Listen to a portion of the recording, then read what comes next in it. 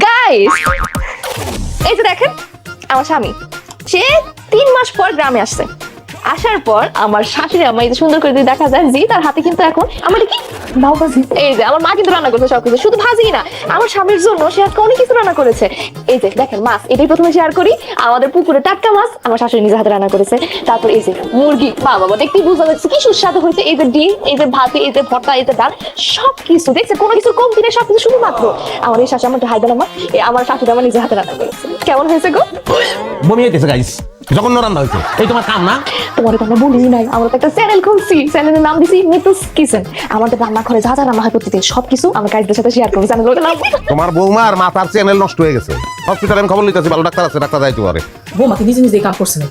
বৌমাদের তো আমি আর তোর আপাই মিলে কইছি যে একটা চ্যানেল খুলো, চ্যানেল এখন কি রান্ধি কি বাড়ি কি খাই, আমি বৌমারে কাছে এটাও ভিডিও করে দাও, মানুষ দেখো আর মজা পাইবো। মাথা তো ফুল ফ্যামিলি খারাপ হয়ে গেছে, পুরাই তো নষ্ট হয়ে গেছে মাথা। হ্যাঁ, আমি ভাত খাইতেছি, ওইটা ভিডিও করবার মানুষে দেখবো, এটা হ্যাঁ ব্যক্তিগত জিনিস মানুষের দেখাবো, ওইটার বাজার হয়তো তুমি কই দাও, খাবা না? দেখো ভিডিও করে দেখাইতেছিল না, অগয় না খাওয়াও, আমি খাবো না। আবার খাওয়া রেখে যাইতো না।